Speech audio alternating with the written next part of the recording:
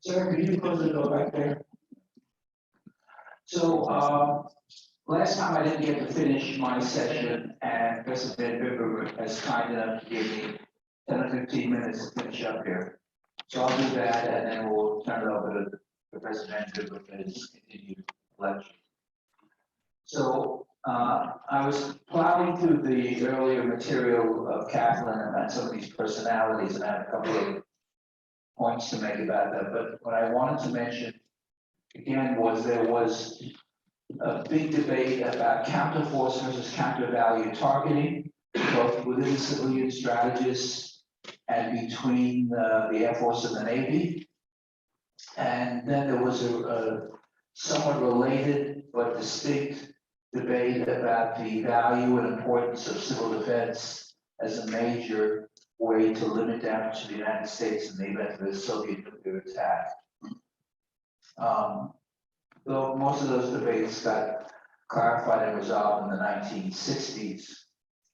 I again wanted to emphasize the importance of the RAND basing study led by Wallstetter, which really emphasized for the first time the importance of having a secure retaliatory capability as the fundamental element of a credible deterrent. And it also mentioned that Herman Kahn, who had been a RAND and had written on thermonuclear war, and then wrote another book called On Escalation, which was actually used by the military in the Vietnam War, not nuclear. Kahn was the model for the Dr. Strangelove movie. I had a couple of anecdotes along the way here. I had a chance to meet with Kahn in the 1970s. I was writing my own dissertation on escalation in Vietnam, and he was a major advisor. And I went to see him. He had left RAND and started his own think tank called the Hudson Institute, which is still very active. It's now a conservative institute in Washington and in Indianapolis. But at the time, it was literally on the Hudson River in upstate New York. And he told me he couldn't meet me at the institute, but he could meet me at his home. And I went to his home. I told you the Galois story about that dinner. We have a penchant for going to see these people in their homes. And I went to his home, and he sat me down in his study there, and he lectured to me. He spoke extremely rapidly. And at one point he said to me, I'm going to try to replicate what he said. He said, "You're pretty smart, you understand about 7% of what I'm saying." Did you catch that? He said, "You're pretty smart, you understand about 70% of what I'm saying." He was, clearly hyper smart, very eccentric guy. At that time, he had ballooned up to, I think, about 450 pounds, and he could not walk through any entranceway of any door in his home. He had to angle his way. And he later died in his early 70s, I think, of a heart attack. But he was a major figure in strategic development in the 60s and 70s.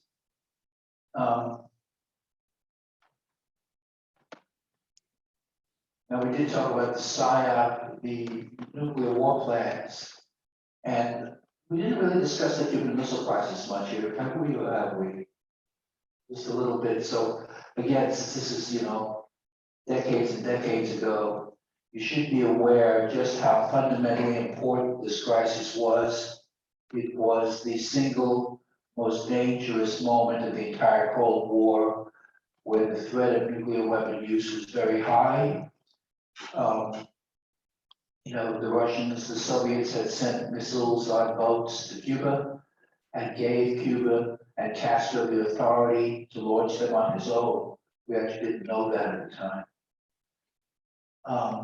The XCOM, which was this committee of about 16 people that Kennedy had organized, some in government, some from outside government, came up with various ideas, and Kennedy used Bobby Kennedy, his attorney general, as a key figure as an interlocutor with the Russians, trying to resolve the crisis.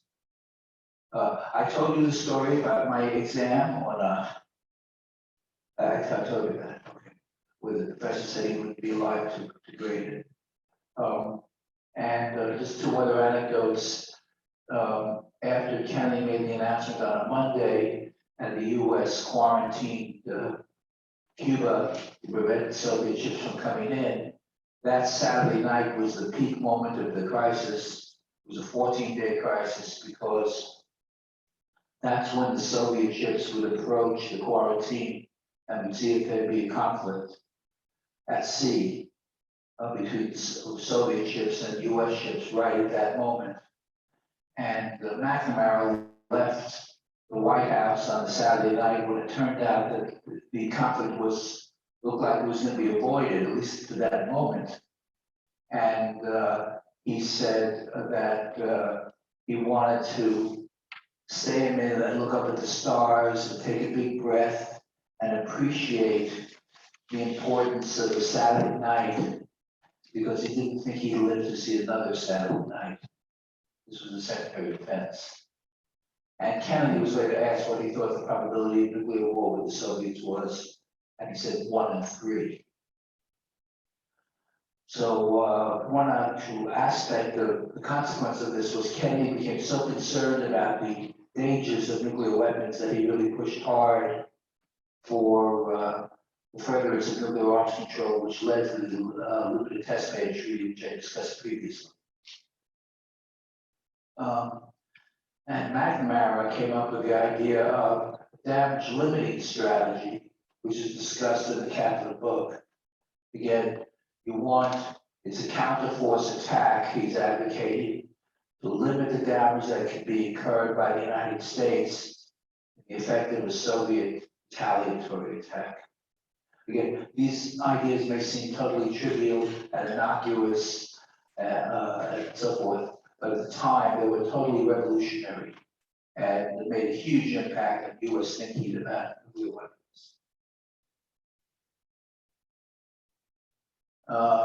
Now, before I get to this, I did want to mention one other couple slightly humorous remarks about Olstetter and myself. I was not in this business at that time, but I did get into it actually in the 70s.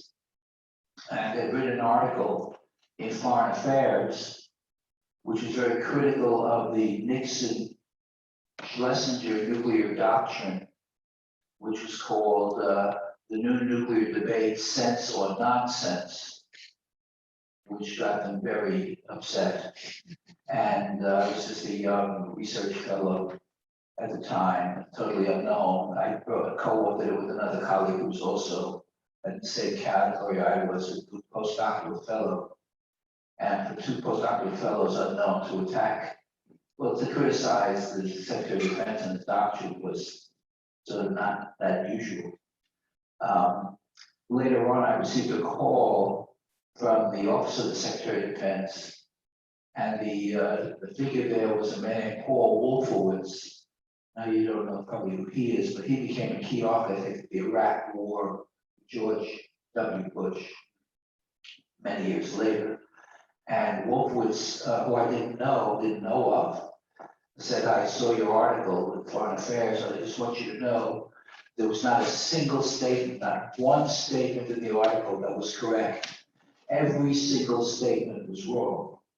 I said, oh, that's probably not too good.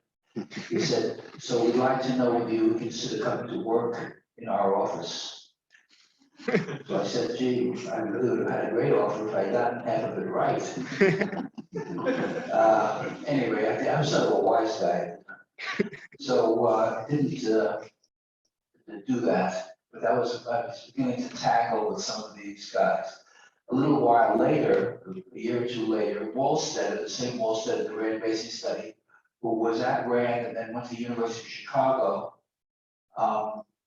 he actually he never completed his PhD. I totally told that his Columbia advisor that his advisor knew less about philosophy than he did. There's no point in studying with that guy. Wolstetter wrote a very prominent article in another journal, Foreign Policy, called "Is There a Strategic Arms Race?" It was a two-part study. It's worth reading to this day, in which he basically said it's not a nuclear competition between the US and the Soviet Union. The Soviets are racing, and the US is, his term was, ambling back, just shuffling back, not competing. So he had lots of data and all kinds of things in there. And another professor at Harvard at the time, who was editor of the journal, asked if I would be one of 3 respondents to the Wolstetter article.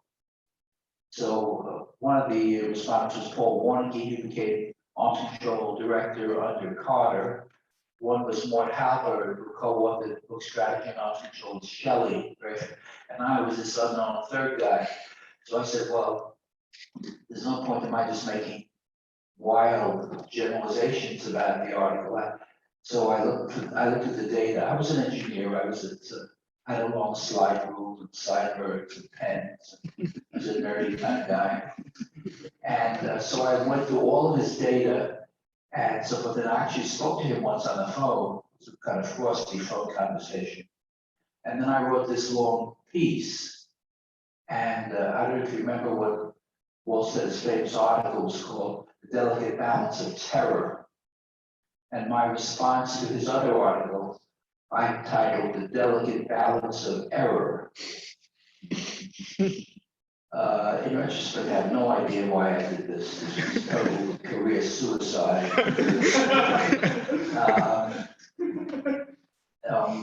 I later, the managing editor of the journal was Richard Holbrooke, who became a very famous U.S. diplomat and was very involved in, was recently with Obama in Afghanistan and Pakistan. He died, unfortunately, of heart illness on the operating table at the age of 69. Holbrooke had called me and said, Mr. Knock, I guess you don't understand one thing about foreign policy. I said, what's that? People always lecturing here. I had tons of footnotes in there for all the data. And he said, don't you know what our theme is in foreign policy? I said, no. He said, our theme is assert, don't document. Assert, don't document. Get rid of all those footnotes, which is not what I was sort of inclined to do, but I listened to him and sort of did that. So the article was published with these 2 other responses. And there was, again, this isn't world famous, but within the strategic community, there was a lot of debate. I mean, people were aware of this, what was going on. So I later learned that Wolstetter wrote a 90-page response. A lot of it was devoted to my article, which he called, I was diseased from Knox's own Cambridge. I was in Cambridge, Mass. He was virulently, Trump-like anti-Cambridge liberal jerks, And he wrote this article, which was a great article, I must admit. And it had a great title. He didn't comment on my title, which was "The Delicate Balance of Error." But his title was "Optimal Ways to Confuse Ourselves." You listen to a guy like Knock, you're really going to go off the deep end. And he later, after he passed away, his friends wrote a so-called Festschrift. A Festschrift is it's a laudatory volume in his honor. And that's what they titled it, "Optimal Ways to Confuse Ourselves." And there are other stories. The final thing about Wolstetter later on, I had a little more interaction with him. I'll skip over that. Now, it was in the 1990s, maybe late in the 90s, and he was sick. He had a heart condition. And I later learned from one of his associates at Rand, the doctor said it was essential that he have another heart surgery to correct what his problems were. And Wolstetter said, no, he said, I will first review all the medical literature myself, and then I will determine if I need additional surgery. So the story is he was sitting literally at his kitchen table with all these papers spread over all the stuff on his, but I don't know what his coronary disease was, but it was pretty severe. And then he had a massive heart attack and died at the kitchen table reviewing the literature. So this is some, you get some ideas about this man, but you might look him up. He's an amazing guy. He got, did you see, I don't know if you saw the President's State of the Union address that Trump gave Rush Limbaugh the Presidential Medal of Freedom. So this is the highest honor a civilian can get in the United States. Volstead had gotten that under one of the Bushes, I think.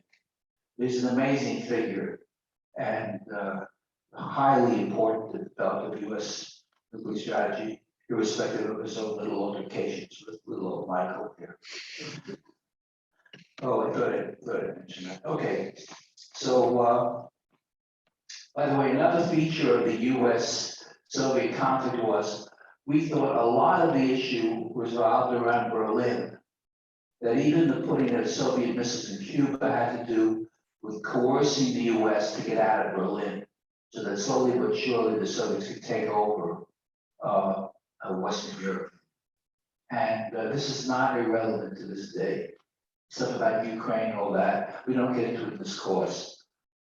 There was a gigantic, you may not be aware of any of this, but there's a gigantic struggle going on for Russian continued increase in Europe, toward the breakup of NATO and toward Russian reassertion of control of Berlin and Germany. Unfortunately, I can't get into all this section. Okay, so now we come to the final section here. Sorry, I'm going on a little too long. So Kennedy, his main science advisor was Jerome Wiesner, who became president of MIT. Carl may have known him, a very distinguished physicist. And it was in June '63 that they passed a limited test ban treaty, which I mentioned. On November 22nd, 1963, Kennedy was assassinated in Dallas, Texas. I was a NASA engineer at the time and was, for the first time in my life, I was in my early 20s, I was body frisked. Every orifice in my body was examined by the guards. Because I just had a badge to get into the lab. Kennedy was connected to the whole MIT Harvard crowd and knew about these nuclear debates. He was quite well informed.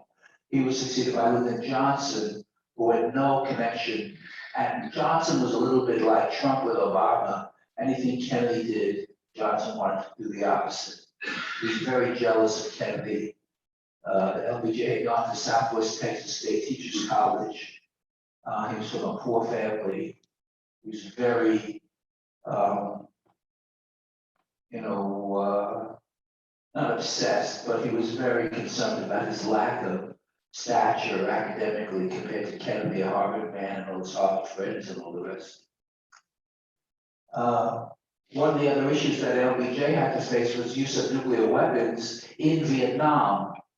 This was a major battle, Khe Sanh, where US Marines were surrounded by Vietnamese soldiers. And Westmoreland, who was the US commander, requested the use of US nuclear weapons to kill the North Vietnamese soldiers. And here again was another instance, which happened many times, where the president has been asked to use nuclear weapons in a conventional war, a regional conflict somewhere, and has said no. The US nuclear weapons are only to be used to deter or to retaliate against an attack on the country of the United States. And finally, we have the '60s debate over the ABM and the stability of the ABM systems, which led ultimately to the 1972 ABM Treaty, which lasted, as I told you, for 40 years until George W. Bush withdrew the United States from the treaty in 2002. So some of these are core issues: counterforce, missile defense,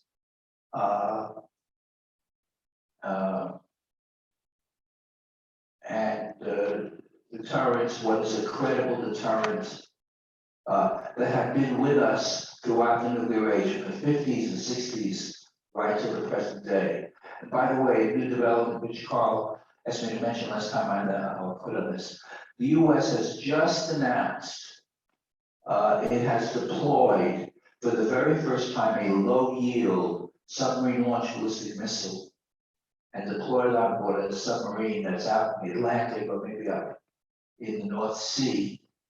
And that's related to a Russian doctrine called escalate to de-escalate, where the Russians might possibly use nuclear weapons early in a conflict to deter US retaliation, particularly in the case of the Baltic conflict.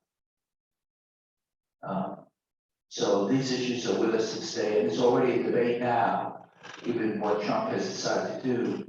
Would the deployment of a low-yield weapon increase the credibility of a deterrent against nuclear use, or would it increase the likelihood of first use of nuclear weapons? And I actually just came from a meeting where there was a hot debate about that. Yeah, a lot of these are issues that are almost biblical or Talmudic issues. There's no answer in the back of the book. It depends on your own analysis and your own point of view. Yes, sir. What is the yield of this as the US Soviet weapon? I've actually forgotten what it is. It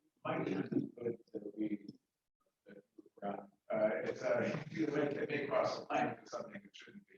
Okay. I'm going to say that typically the primary nuclear weapon is kilotons range, and the secondary can go up to many tens to hundreds or so.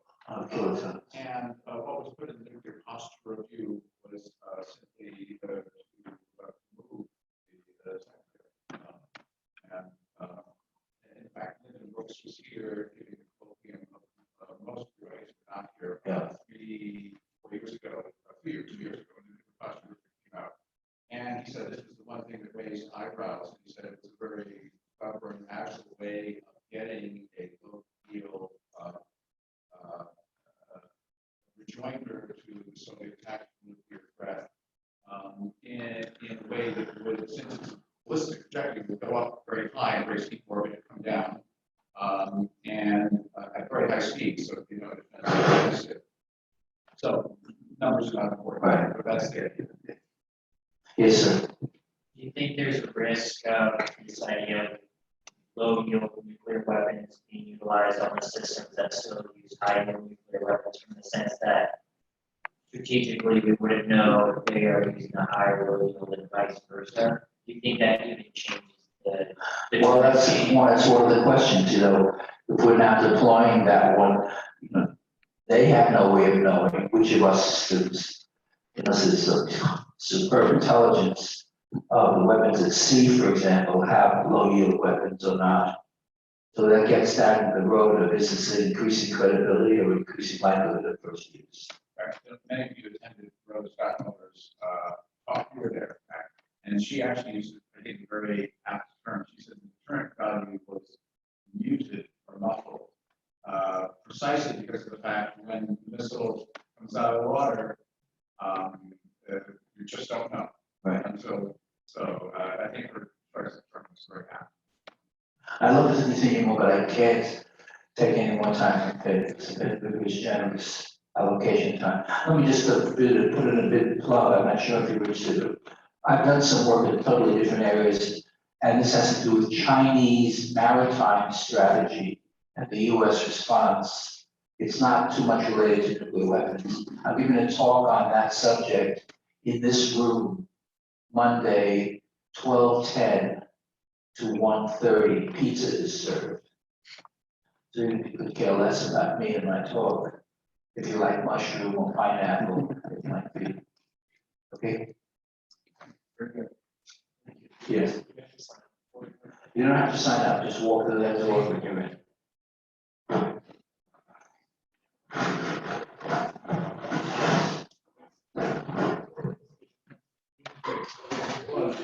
In right here. Yes. Yeah, there's the back.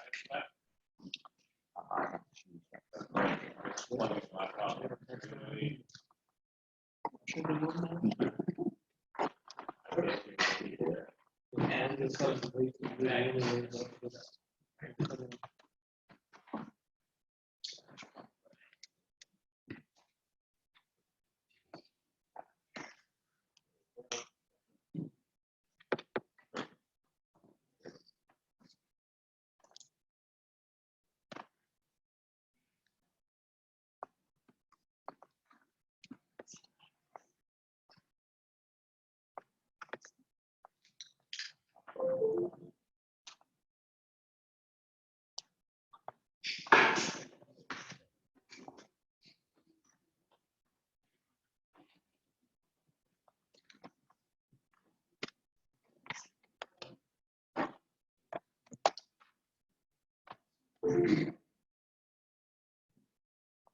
Great. Thank you very much. So I'm actually, I don't feel under a lot of time pressure because the next two sessions will be exclusively the technical component. What is going to happen is that I'm going to talk today, we're going to wrap up the lecture on neutrons and nuclear reactions. We're then going to get into basic concepts of criticality, chain reaction, and how it's employed in a reactor, principally this lecture.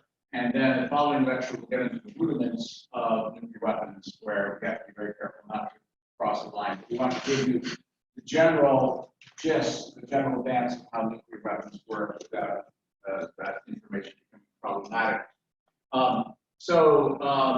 After that, there will be technical lectures, but I'm going to rely more increasingly heavily on experts that we have at hand. We have really superb knowledgeable people here. Scott Kemp, professor from MIT, will be talking to us about centrifuge technology. Very, very important, very hot topic to the whole issue of proliferation today.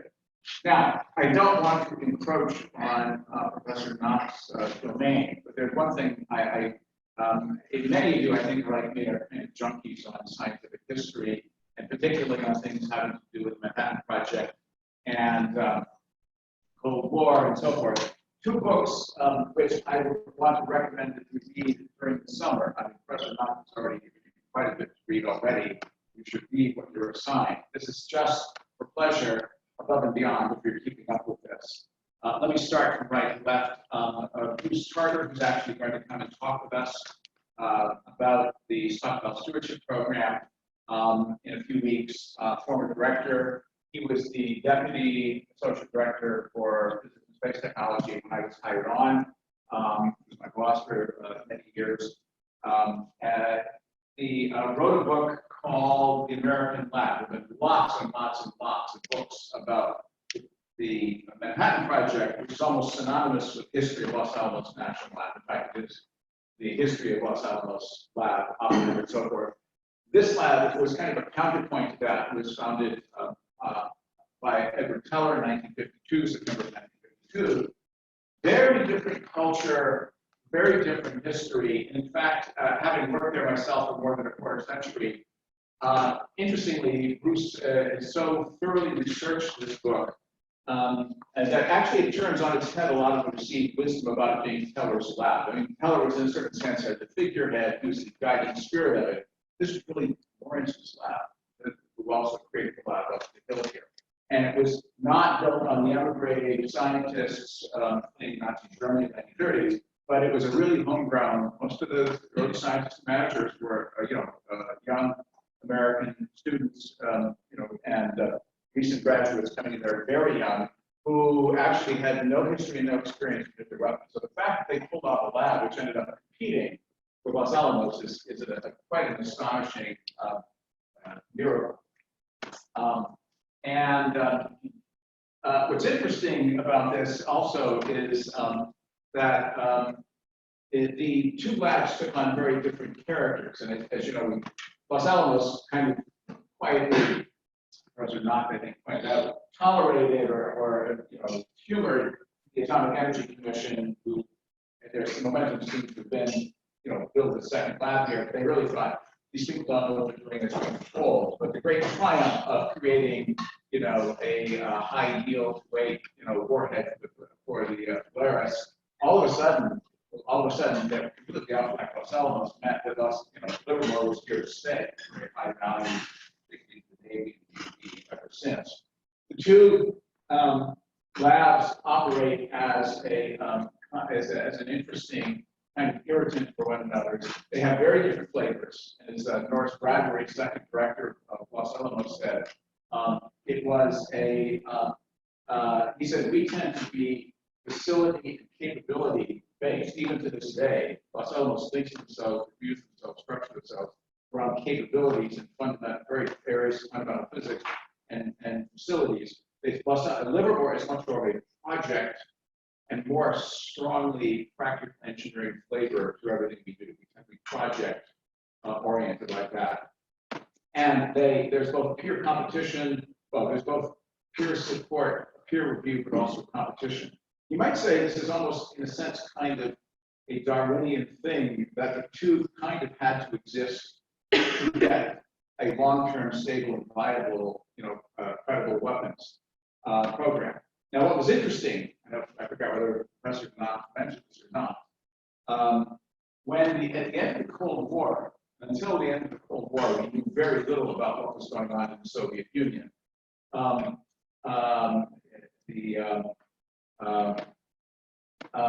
of a sudden, things opened up, and we were able to they invited us in, we were able to see what was going on. The Soviet Union had developed a system of two laboratories, Arzamas 16, Chelyabinsk 70, and by God, the two actually had almost the same relationship. It's not obvious that they copied us. It was one of these things that almost, in a kind of Darwinian evolutionary sense, have to evolve like that. One of them, the Chelyabinsk 70 was more like the Livermore, the more practical engineering-oriented one, and Arzamas was the more physics-centric one. Anyway, that was kind of interesting. It's a good read. I actually saw it. This book is really incredible. And I remember reading this more than 20 years ago when it came out. Everyone said, well, who was the first person who bugged their own Oval Office? And people said, well, it was Nixon. Turns out it was not Nixon. Actually, Kennedy himself, maybe with an eye to history, his role in history, had microphones under the long table in the Oval Office for the entirety of his presidency, and he and very few other people knew about it. Everything that happened in that office for the entirety of his presidency was recorded. The most amazing thing, and Ernest May and Philip Zelikoff, actually, it was Ernest May's book, this is Zelikoff, published this book where they had the entire transcript of this horrific 13 days that Professor Knopf and I lived through. It was the most extraordinary time of my life. I mean, we lived through a crisis that lasted 2 weeks where we simply didn't know whether an hour later most of the urban parts of the US and Soviet Union would be completely incinerated. I mean, it's talking about 2 weeks of living in existential horror, not knowing whether there'd be some miscalculation or who was going to blame. Anyway, and there's this great movie, many of you have probably seen it, called 13 Days in May, with some very high level actors on watching movies. Who's in it? Watch it. I actually didn't see it, I just don't remember my actors very well. But it's fascinating time because this whole crisis begins to unfold, and they are completely clueless. All of a sudden, these overflights over Cuba start discovering these missiles there that should not have been there. And they now order other flights to go to high altitude U-2s and also low altitude flights. One jet came in, almost 3-ton bubble were shot down. And then trying to grapple with what was this all about? And the whole administration was kind of clueless what was going on. The crutch was, well, this is like a replay of the Suez crisis, and they're searching for crutches to give a mental structure for how to think about this. And you hear all kinds of things. You actually hear Jerome Wiesner talking, and then you actually hear a sidebar conversation. Several people are not even listening to what he's talking about when he's actually.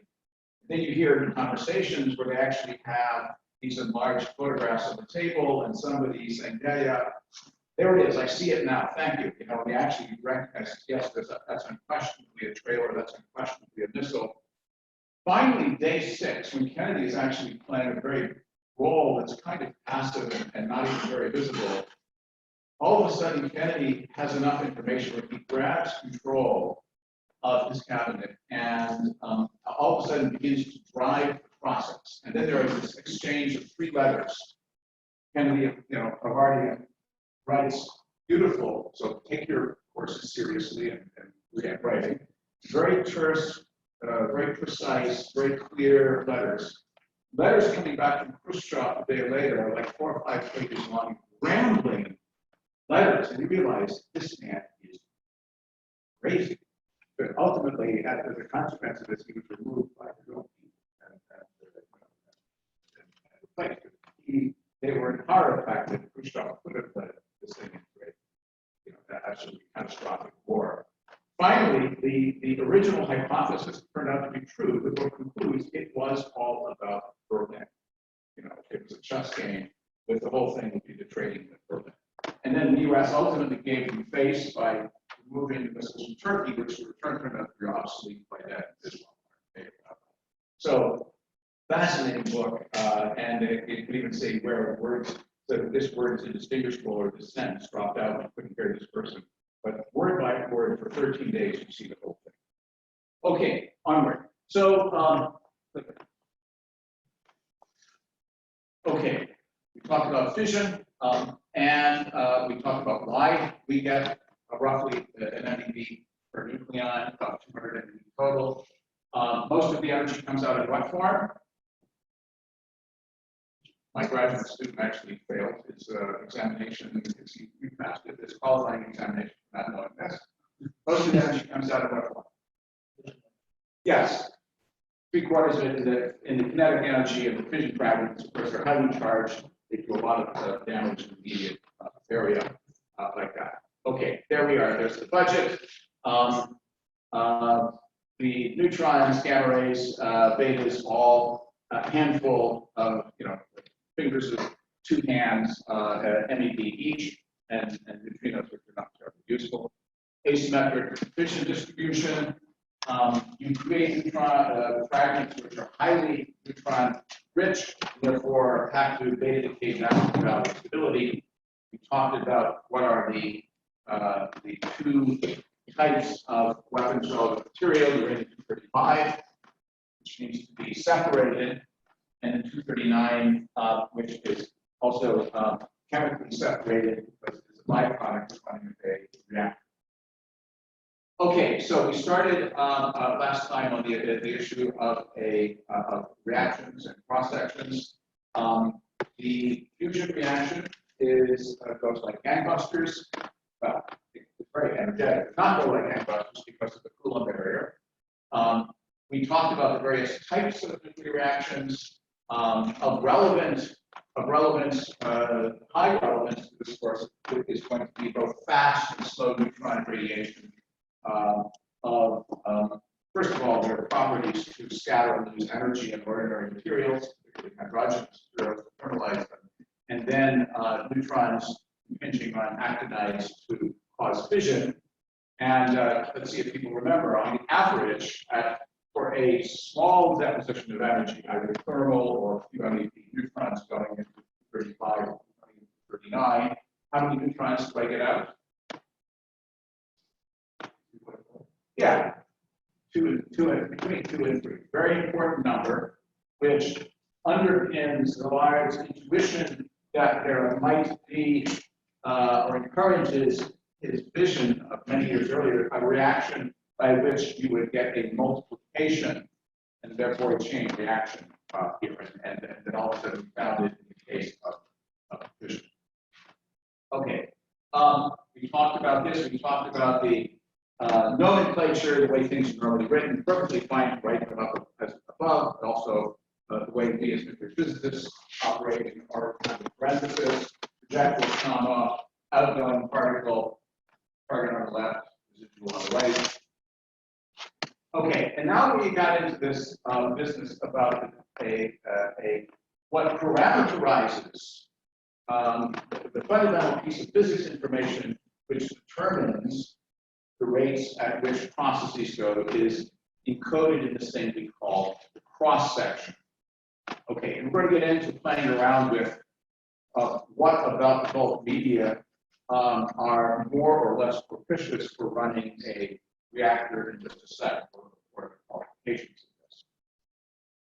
Okay, so we went through this thing saying, suppose you have spheres, pool balls, or BBs, or bowling balls in a bale of hay, i.e. something which is opaque but effectively transparent projectiles coming through. How would you determine the size of that? And what we said is, what you would do is shotgun, take a glass of BBs going through there. You can either measure the numbers which are scattered out, or you can measure the number going in, the number going out, and figure out how many have been removed from the beam. This is somewhat simplistic way of describing it, but in fact, many ways of measuring a fundamental total cross-section is in fact where you count the number of things going into a slab, count the number going out. That can be done very carefully, and you determine the total cross-section.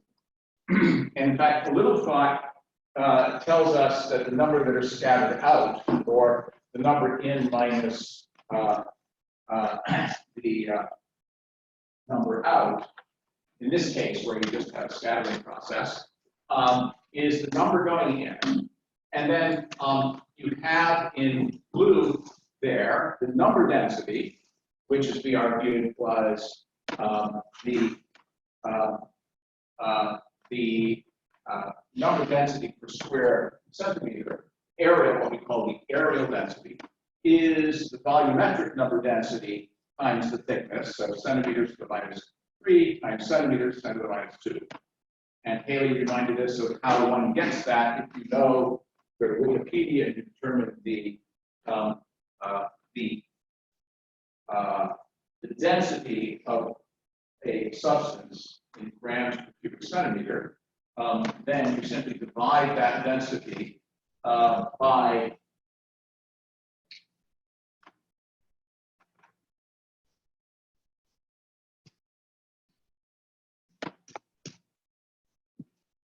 in grams per cubic centimeter by 1/A, which is good enough to 1 part in 10 to the 3, and then you multiply by the Avogadro's number, which I forget what it's called,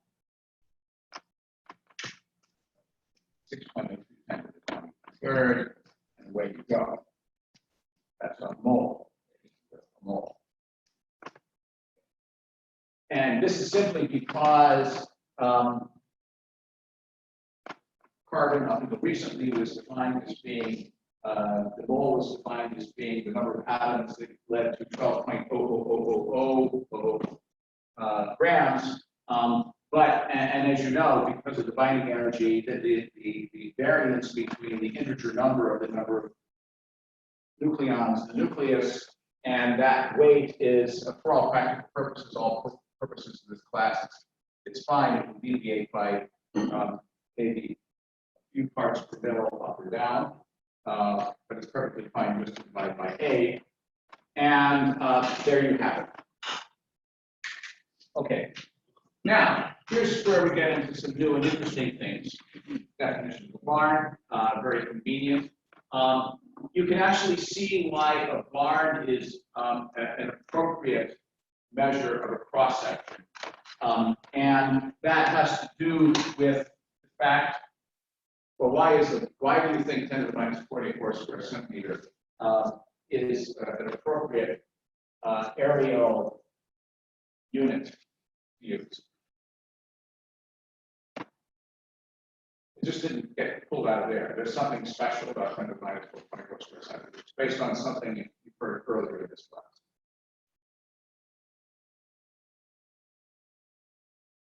That's the original. Exactly. Right. I heard the letter S. I knew you were getting more. If you think of what you might call the geometrical cross-section, which is valid at very, very, very high energies, where the Broglie wavelength is very small of the nucleus, then for strongly interacting particles, the cross-section is going to look approximately like pi r squared. So if I take pi r squared for a light nucleus, then you're talking about something like 3. You're talking something like about, pick a number, a light nucleus like carbon probably has a radius of Fermi, something like that. No, probably a little bit more, or Fermi, who knows.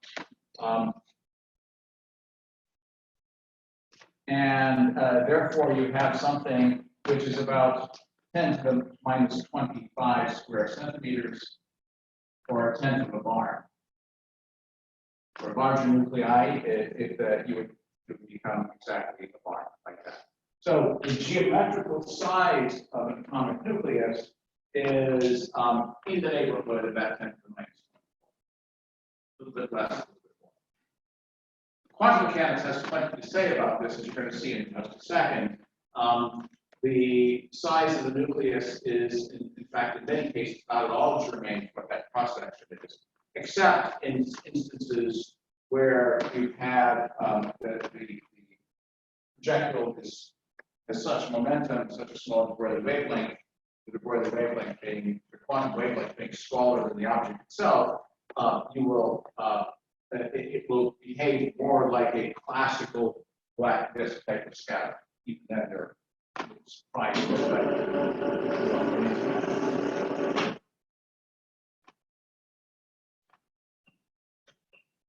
Okay. Now, here's the interesting thing, and this is when you do your NE 101. I could even get a little bit in modern physics. Where you learn your quantum mechanics at some depth for the first time, you see something rather interesting. And that's the following. If I look at a neutron being captured, and here's just an array of various very heavy nuclei called actinides here. The fast neutron cross section, a neutron with an energy of 1 or 10 or so MeV, all tend to be in the range of about 1 bar. On the other hand, if I thermalize the neutron, we did an example a little bit before. In fact, you do this back of the envelope calculation, and it comes out surprisingly well.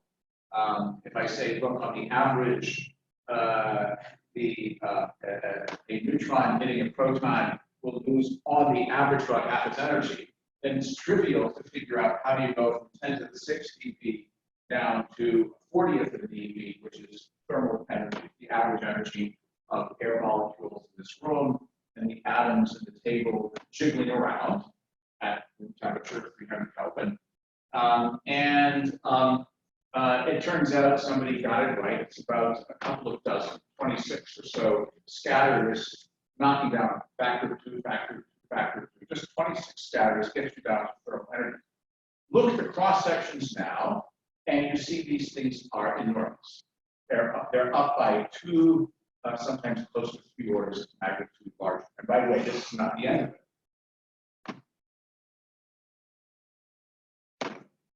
Okay, so here's a little bit of a table that showed you.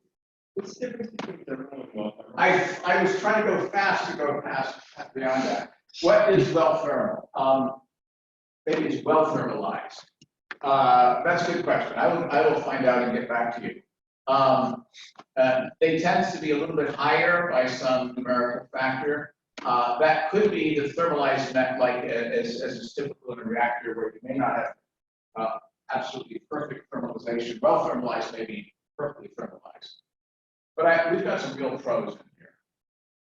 Help us out. Max. Yes. What's well thermalized? 0.035 Is that a question mark? Oh, okay. No, I thought you were stating that emphatically. How about nuclear propulsion school, sir? What's well thermalized? We just talked about thermals. Okay, good. Me too. I'm with you guys. Okay, sorry. I'll find it. So let's take a look across the whole periodic table, and you actually see with very light nuclei, thermal absorption cross section goes from being trivially small to about a barn to, in some cases, and I think this is probably a world's record here. Yes, xenon 135 is 2.65 million barns. Gadolinium 157, kind of an odd beast, is about 2.4, something like that. I think those are ranked number 1 and number 2. Now, for those of you who are diving into the world of nuclear engineers, many of you actually came from nuclear engineering undergraduates, we have special words for things like xenon 135. Poison. Why are they called poisons? Yeah, and by the way, they have fission products. So after a number of months, this stuff is building up in the fuel rods, And depending on the design of the reactor, for a solid fuel reactor, it's building up there. It will fuse out. It shouldn't, because it's radioactive.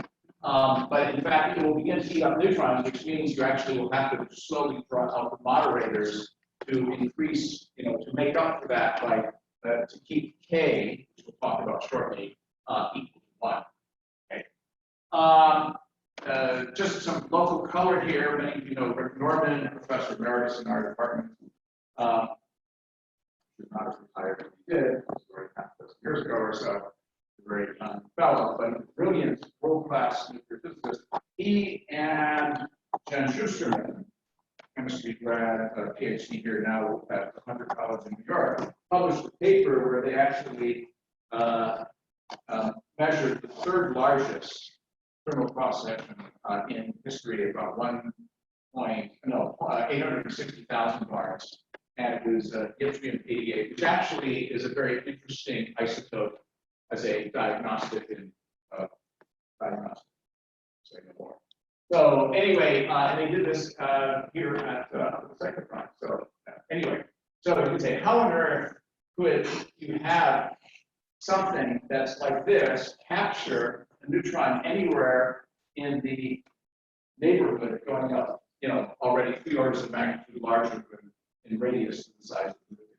That's quantum mechanics. We don't need to get into that right now. Anyway, this is an interesting thing. This is not our business here to teach quantum mechanics, but simply to know the phenomenology of it and away we go. Okay, now this is very interesting. This will test your intuition a little bit. So we're going to play this YouTube. I hope you get some audio. There's some great stuff on. I can actually just do this right here if you want.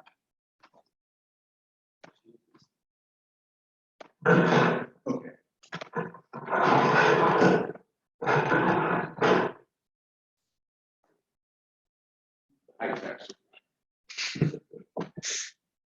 At some point, I'm going to stop it and ask you the question before you. All right. There it is.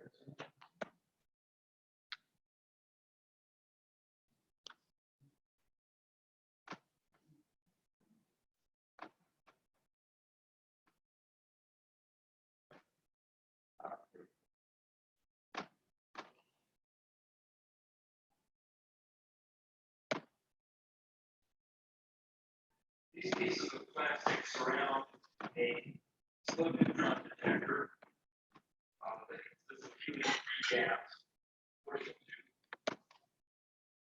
This electronic over here is counting the response to the neutrons. Here you see the meter shows about 50 neutrons per second, about halfway up the scale. As I noted in the previous video, neutron source used here is a fast neutron source comprised of americium in close contact with beryllium. And it releases neutrons of energy of 4 MeV. Now, I just want to stop here and simplify this to make sure you understand what's going on. So let me really strip this down to its basics. We're going to have a source of neutrons here, and these are fast neutrons. Invariably, the neutrons are going to encounter paraffin or polyethylene.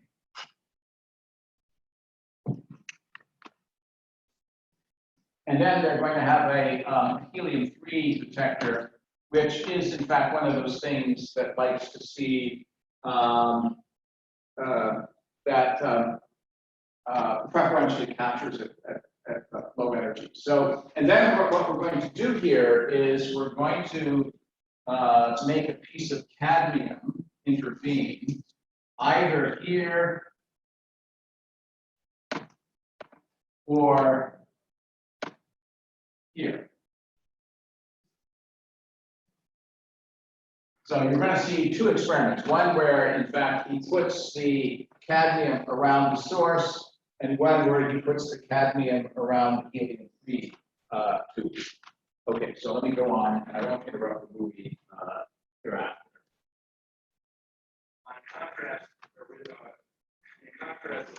detector tube was to detect slow neutrons that have been moderated in the plastic, reflected back into the tube.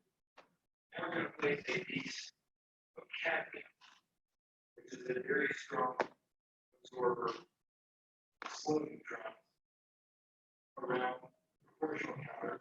We will see how that impacts the counter.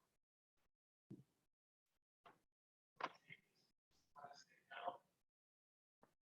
And I was temporarily remove the battery neutron source.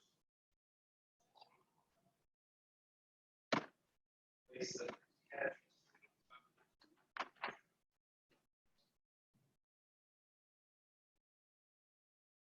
Place.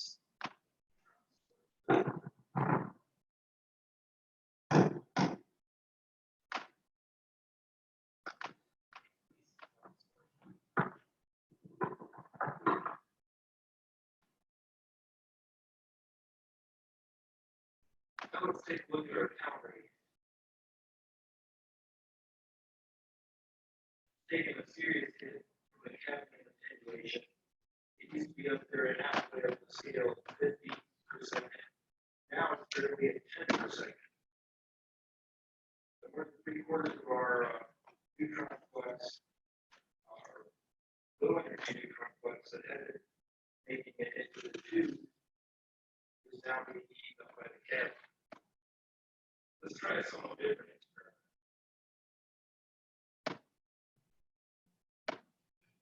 We're going to take the cadmium sleeve off.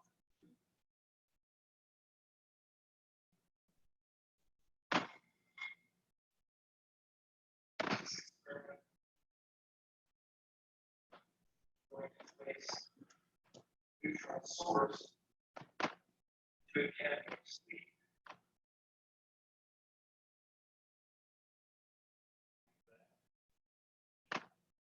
Now see if you can guess what happens. I won't stop it.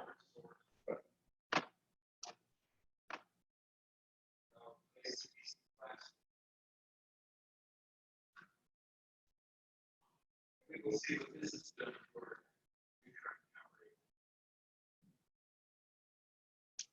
It used to be halfway up the scale, almost 50 counts per second before beginning this experiment. Now we're almost 40 counts per second, or almost only 1/5 of where we were when we had no cadmium whatsoever. So in contrast to the previous experiment, where the cadmium sleeve covered the tube, attenuated 4/5 of our neutron flux getting into the tube.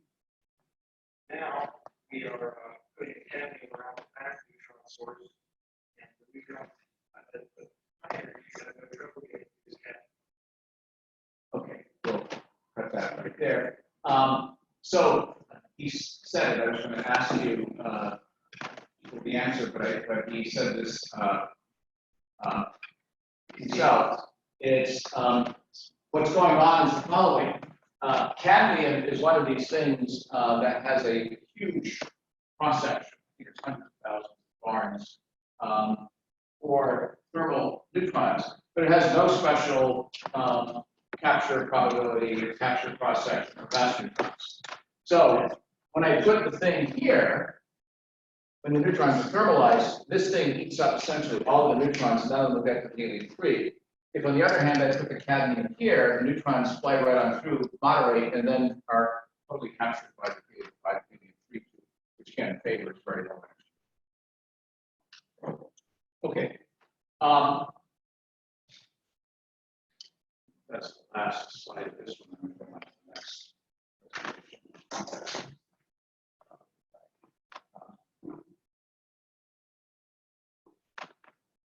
Oh, no, it's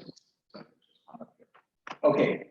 Here is something you will find on the NNDC. I hope you're rummaging around and finding your, finding a home there or national your data center, having a lovely time navigating around.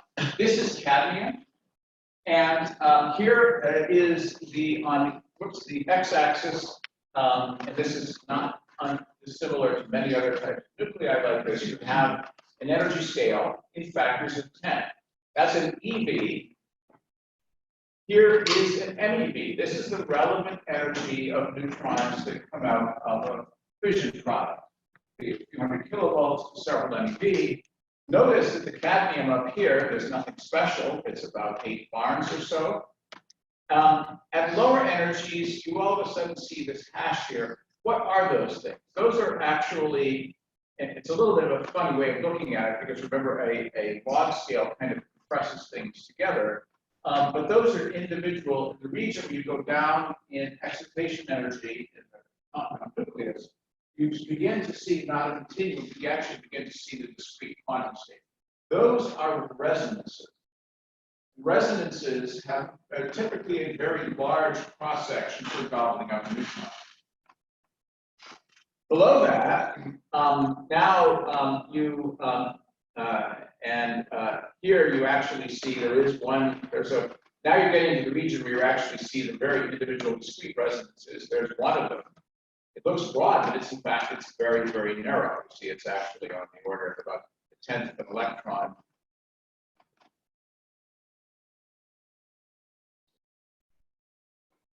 A 10th of an electron volt wide, but the thing keeps rocketing on up. There's a famous neutron cross-sections at very low energies. Capture cross-section. Go like 1 over the velocity. So as the energy goes down, that is actually going up like velocity being 1 over the square root of energy. That's actually going up like 1 over the square root of energy like that. Only in this case, it happens to be very, very large. Now, here's something very interesting, and which are the fission cross sections for 235, 238, and 239. Uranium 235, uranium 238, plutonium 239. And this is the thing that was discovered after Alfred Meyer had separated out, the $64 question, drum roll please, did the electromagnetic separation in this little evacuated tube and got the two little smears, little stains of uranium 235, 238 separated by a few millimeters, little discoloration on a thin iron foil, shipped to Berkeley and irradiated with neutrons. Everyone was holding their breath. And this you can see was the outcome. Uranium 238 only fissions with difficulty with a few barn cross section and only at high energies. 235 uranium, 239 plutonium, here cross section goes up, the resonance region, up to 1,000 barns. So for thermal, well thermalized neutrons, you have an enormous cross section. And that was the difference. It's precisely because these things had a very meaningful, very large fission cross section across the entire range of neutrons in the fission process, even down to 10th of an EV and lower, like that. Now, to show you that these guys were no dummies, let me show you the same plot. I'll show that to you in the next slide deck. I actually cribbed out the cross-section that was drawn by hand by Robert Serber in the Los Alamos Primer, and to error bars of about 10%. It is exactly the same cross-section they got today by the best measurements that are done by the best nuclear physicists, evaluated and put into the IAEA or the National Nuclear Data Center like that. Final thing here before going on to the next slide deck. We talk about cross-section, but in fact, we can dice that up quite a bit. Lots of things happen, nothing can happen, which means neutrons can interact. But you actually can have what's called elastic scattering, which means in the center mass system, you end up with the same nucleus as you did before, and you have the angle, of course, changes because they scatter, but you have the neutron going out at the same energy as it had coming in that special frame, and the nucleus is unexcited. I can have inelastic scattering. I can scatter off a carbon, and neutron coming out will be lower in velocity because the carbon has now been raised to its first 2+ state, 4.4 MeV. So it's taken 4 MeV out of the center of mass energy. The neutron can be captured and just disappear. Normally, or often, that will simply result in a gamma cascade. Either one or more gammas rattles down to ground state, or in the case of actinides, you can get a fission process. I can, as you know, also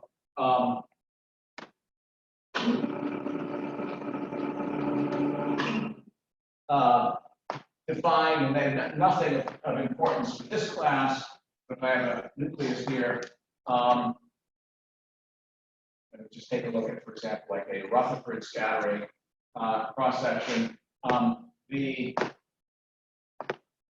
can also define what's called a differential cross-section.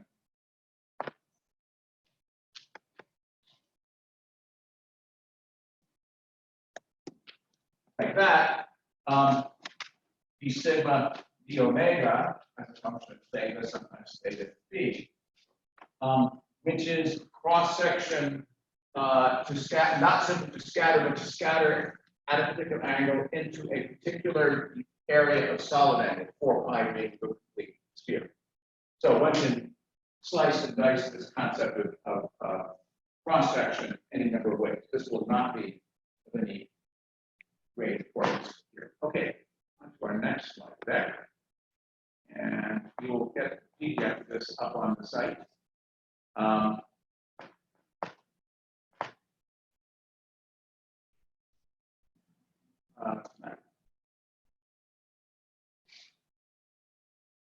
So we just did this. Okay. Here's our old friend. Once again, the exponential fall. Only this time it's not temporal decay. It's not a decay looking at how an excited species will decay away as a function of time. This is what happens if I take, for example, a slab and I have 1,000 neutrons in, 800 might come out. If I take unattenuated, now the ones that are not scattered, business as usual, what's the probability that if I put up another slab, it will come through? Well, if it was 0.8 the first time, it's 0.8 the second time. So 640 after 2 slabs, 512, et cetera, like that. And that is described by an exponential fall. By the way, there was a implicit assumption here, which I didn't make a big deal of, but when I talked about this formula here, there was an implicit assumption for the correctness of this formula.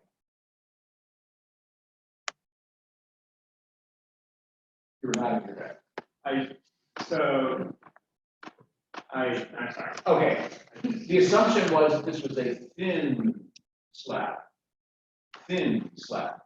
The reason is the following: if all of a sudden suppose you had like X-ray vision, and you could actually see all the nuclei in a slab of material here, all of them would be unoccluded by another if the slab is thin. Once you get into the situation where there are so many scattering centers here that they begin to occlude one another, then this is no longer a correct formula.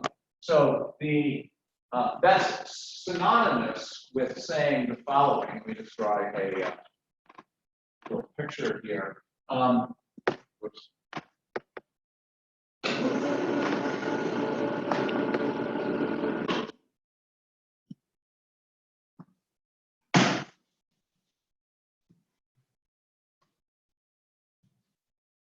So for an arbitrarily thick slab, then of course you have like this, as a function of the thickness T, then the number in and number out like this, again, like this, goes like e to the minus u t or x, like that.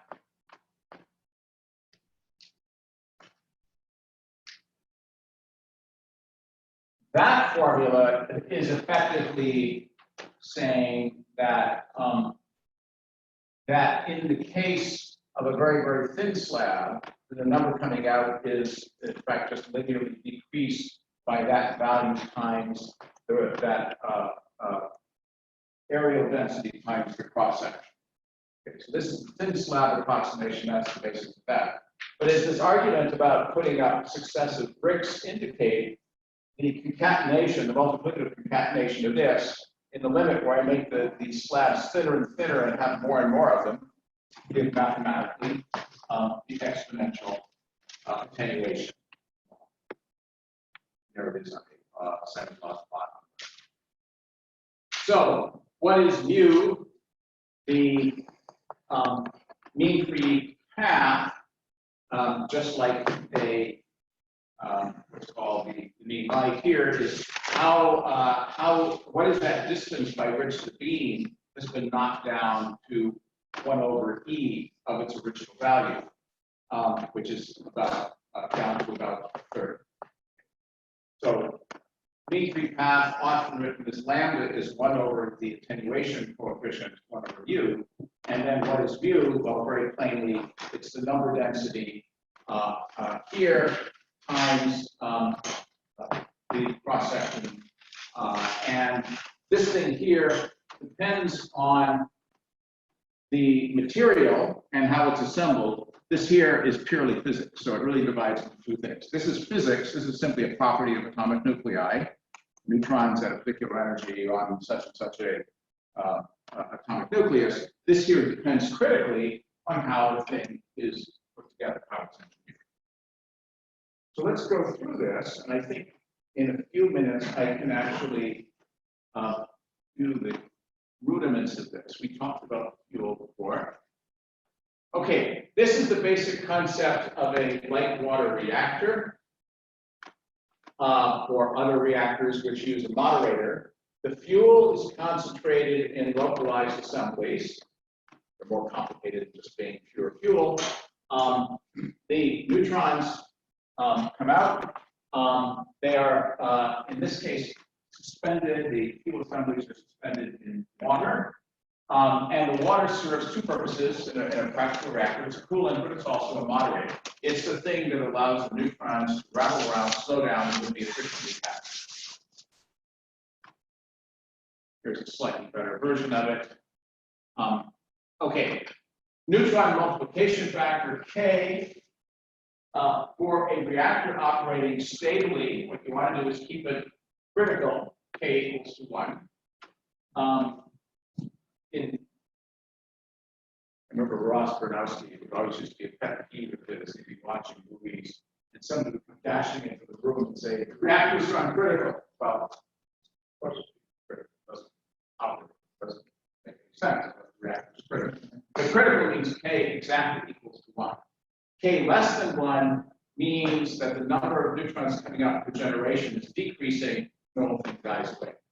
If K is ever so slightly more than 1, then for each generation of neutrons, you get an exponential increase. If it's very much greater than 1, you have a ball. Now, 100 years ago, we would have compared it to The Perils of Pauline, which was a silent film in 1968 or something like that. So, Dance of the Distressed Hydro Railroad Firefly. Some evil debt collectors, aren't they?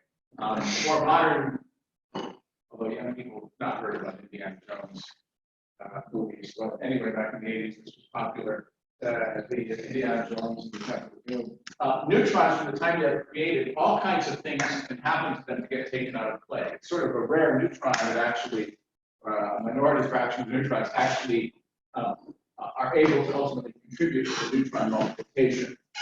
So we have what's called here we'll talk about the 4-factor formula and then the 6-factor formula. Put your pencils down. Don't worry about this in any lot of detail. Most of you are familiar with it, and if you're not familiar with it, just get the general gist of what's going on. So, if I have an infinite assembly of fuel, infinite in all directions like this, so the neutrons ultimately can't escape something that is infinite. You say, well, how many neutrons, what will keep the number of number of neutrons in the next generation equal to the number of generations in the next? Well, to make k equals 1, the product of 4 things have to equal 1. Now, the number of neutrons emitted per neutron captured in the fuel, which means that finally a neutron makes it, a thermalized neutron makes it to, and is captured by the fuel, then it will give rise to a certain number of neutrons. By the way, if a neutron fissions, we describe that as nu, the average number of neutrons per fission. That's not the same as the average number of neutrons per capture. Why?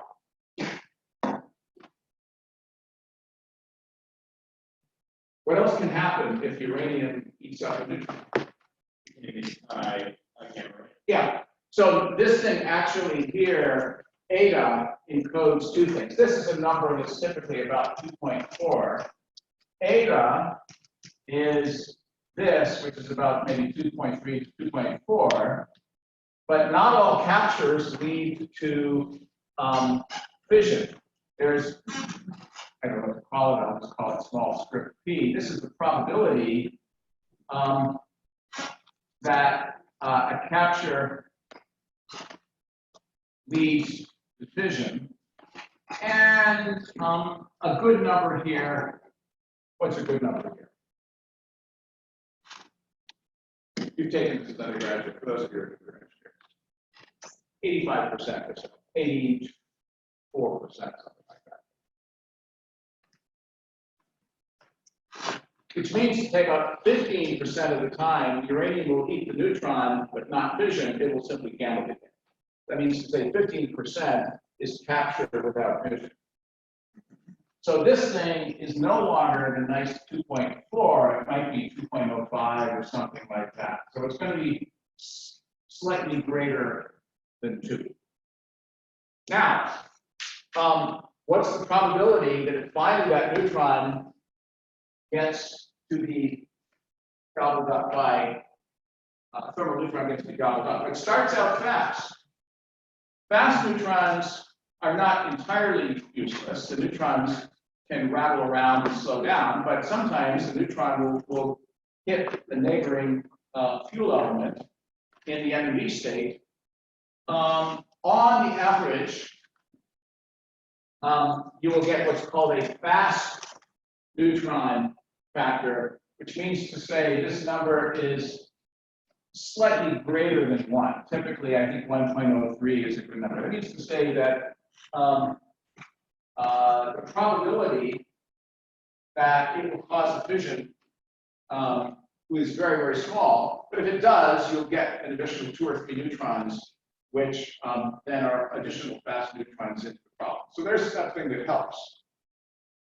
Now, here's the Indiana Jones and the Temple of Doom. You have a resonance region. As it's slowing down, it has to traverse this forest of resonances. Probability is very high. It's going to get eaten up by resonance. If it gets eaten up by resonance, it's gone. It's just simply gamma decays. This is a number which is about 0.7 or so. And when you put that all together, if you design your reactor just right and adjust things, you get a number which is equal to 1. We'll go into this in a little more detail because I think I'm getting angry books from outside the window. How many of you seen this stuff before? Okay, you should be more assertive. You know more about this than I do. Okay, good. We'll go over this next time. We'll do the answers and then we'll do